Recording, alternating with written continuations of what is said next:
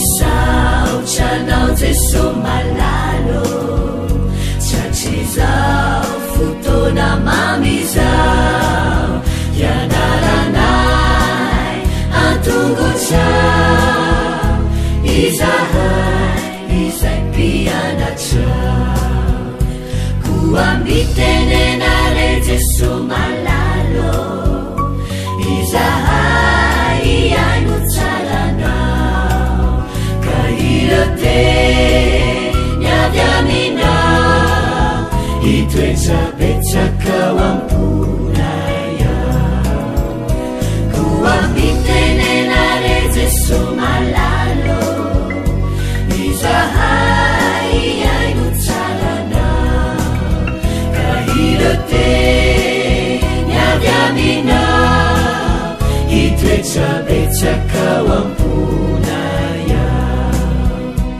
iroteny avy aminao itoetsabetsaka amponay ao.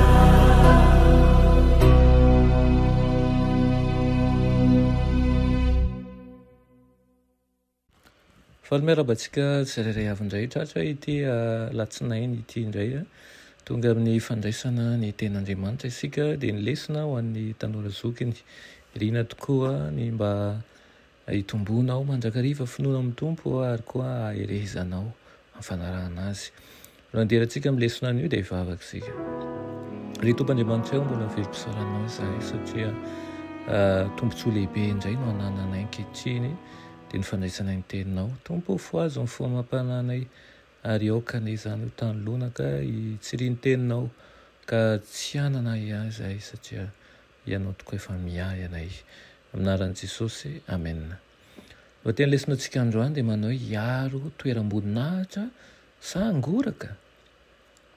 Ninitsy nilaza ninon'inona ny amin'ilay lehilahy maratra ao amin'ny fanoharan'i Jesosy. Fanambarany mazava kosa ny amin'ilay Samaritana.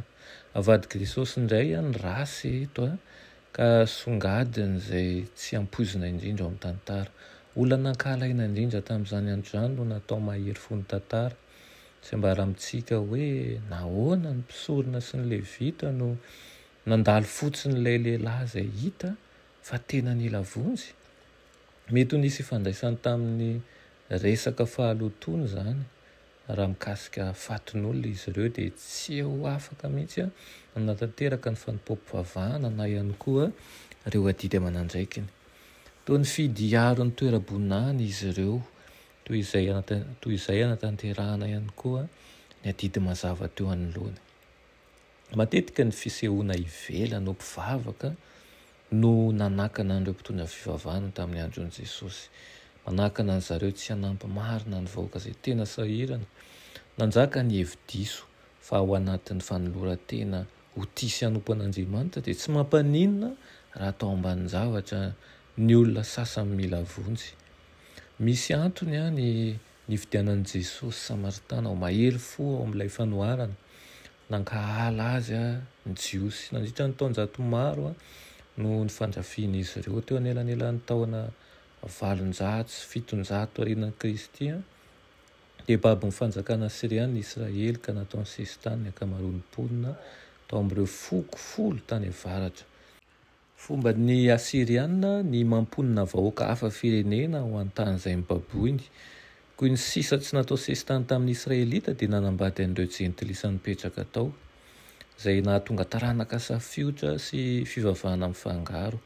Ary satria tsy navela hiditra tao amin'ny tempolin'i Jerosalema ny Samaritana dia nanorina ny tempolo manokana izy ireo eo amin'ny 20 kilometatra teo eo ny alan'i Jerosalema teo amin'ny tendrombohitry Gerizima.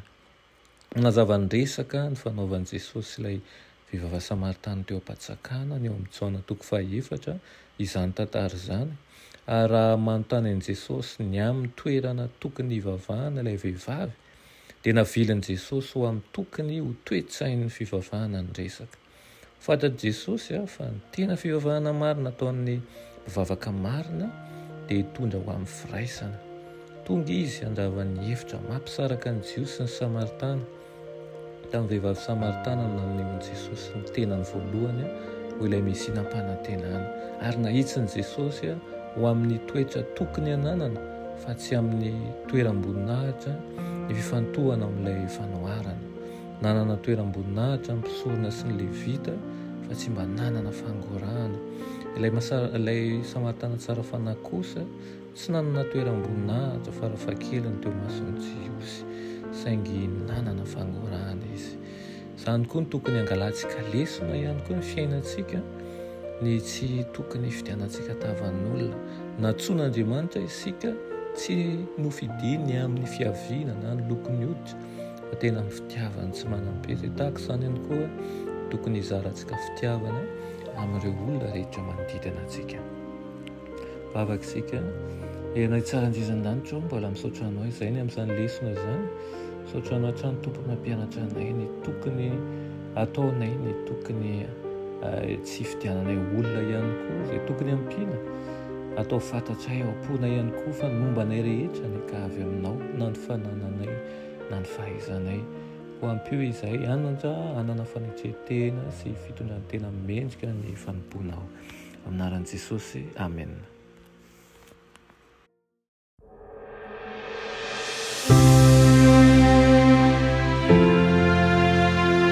Mianatra eo an-tongotry Jesosy isan'andro.